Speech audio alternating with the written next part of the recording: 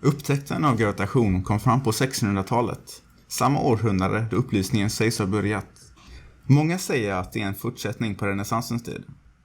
Under epoken präglades samhället av tankar som att individens eget tankesätt var värdefullt. Feminism och jämställdhet var något som växte fram och blev viktigt för befolkningen. En stor grej med upplysningen var att befolkningen blev mer läskunnigt.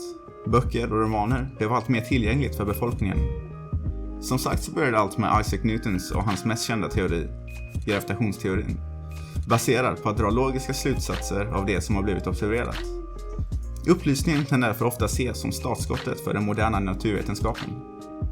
Än idag ligger tankesättet kvar att observera och med hjälp av logik och förnuft dra sina slutsatser. Naturvetenskapliga forskare bevisade att jorden styrs av naturvetenskapliga fenomen och lagar och inte Gud. Allt mer kunde förklaras och bilden samhället hade för Gud försämrades. Meningen med livet skiftade från medeltiden. I medeltiden ska man göra allting för att få det gött i efterlivet. Upplysningen ändrade detta. En av de viktigare litterära verken skrivna av dessa olika vetenskapsmän var encyklopedin. Den var skriven av flera olika personer som bidrog till de 1000 texterna. Syftet med boken var att ändra hur folk såg på saker samt att sprida information om allt möjligt till folket som de sedan skulle använda i vardagslivet.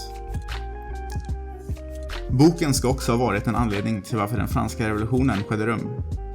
Politiska tankar som att politisk makt inte skulle ärvas utan istället ligga hos folket bidrog till revolutionen.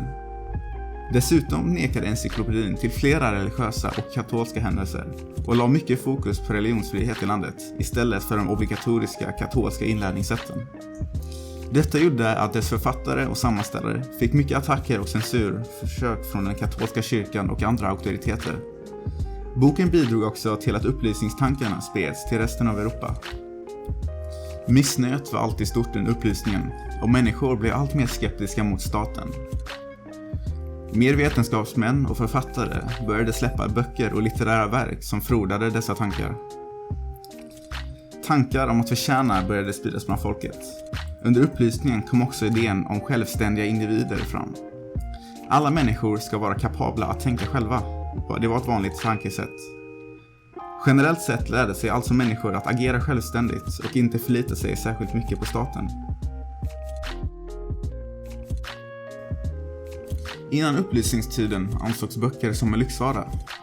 Böcker var bara för den högutbildade adeln och ansågs inte som ett nöjes- och informationsmedel för de vanliga medborgarna. Men med utvecklingen av boktryckarkonsten under 1600-talet förändrades detta. Nu blev böcker mer tillgängliga för folket och den allmänna läskunnigheten ökade som resultat av detta. Böcker gick nu att finna i alla hus och de blev snabbt den populära metoden för att förmedla budskap och information.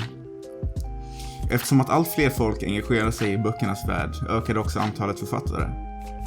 Det blev mer populärt att bli en författare och skriva en bok var det bästa sättet att förmedla sina åsikter i hopp om att påverka andra.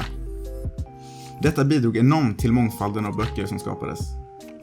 Nu kunde de vanliga medborgarna sprida sina åsikter samt se samhället ur olika perspektiv.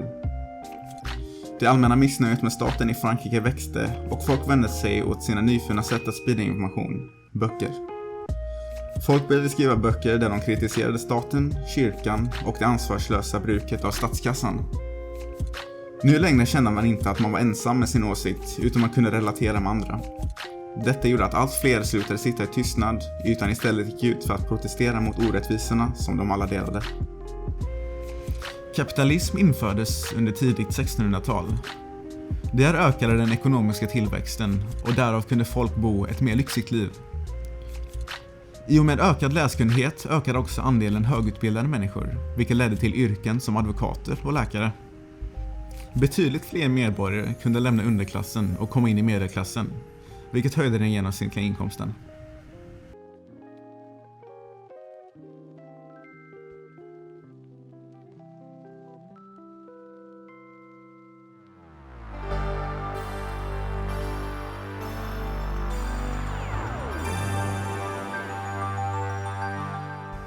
Hej och välkomna till Hej upplysningen. Vi har en nu mycket välkänd författare från 1700-talets England. Han har skrivit många böcker, men den mest kända är då Robinson Crusoe. Jo, vi ska ju såklart prata med historikern Morgan Lovarus, expert om Daniel Defoe. Så Morgan, vad handlar Robinson Crusoe om?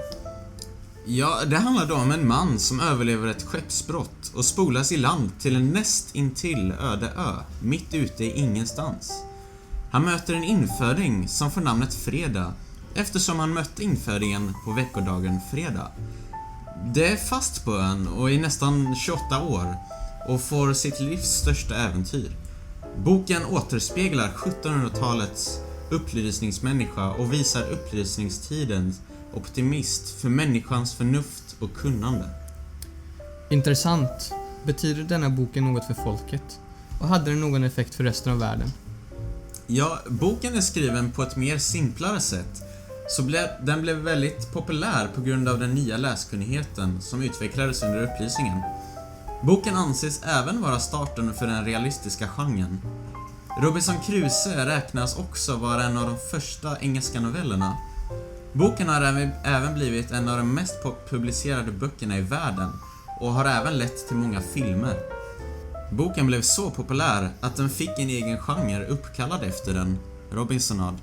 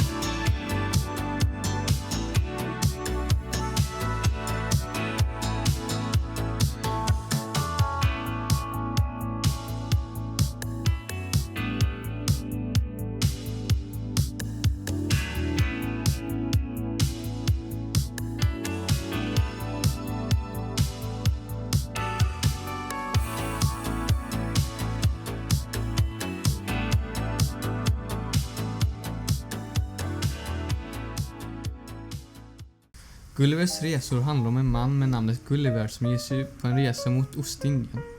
Dock går det illa 4 gånger under hans resa. Skeppet gick på grund och han spolades ibland på en ö fylld med människor små som teskedar. Här står jag med författaren bakom boken, Jonathan Swift. Vad betyder denna boken för folket? Ja, det blev en mycket populär bok för sin tid. Den blev väldigt populär för att den är mycket underhållande och läsaren kan lätt engagera sig i den. Jag är nämligen väldigt duktig på att få in samhällskritik i mina berättelser.